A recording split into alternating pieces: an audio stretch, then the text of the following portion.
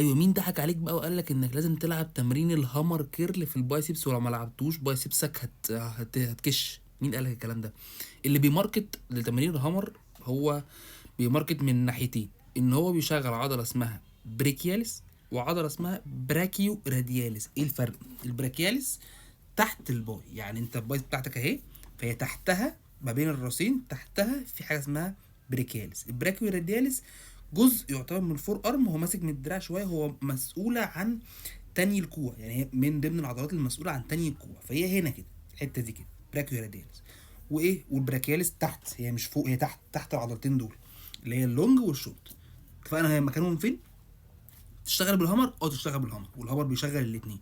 طيب اكتر عايز تشغلها اكتر البراكيو رادياليس، اتني كواك، يعني بدل ما انت عامل كده او كده هتعمل كده من الفور ارم اللي احنا بنلعبه على الكابل، تلعب فور ارم هتشغل البراكيو رادياليس.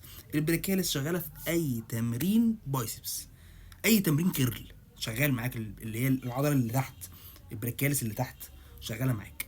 البراكيو رادياليس اقلب كوعك افضل، يعني انت لو لعبت هامر هتشتغل، لكن لو قلبت كوعك هيبقى افضل، لو قلبت سوري ريستك هيبقى افضل، لما تقلب ايدك كده وتلعب هيبقى افضل لك. فانت مش لازم تحط هامر، العب تمارين فور ارم، واي تمرين بايسبس من الاثنين اللي قلت لك عليهم هيبقى تمام معاك. فما تمشيش ورا الكلام اللي بيتقال وخلاص يعني.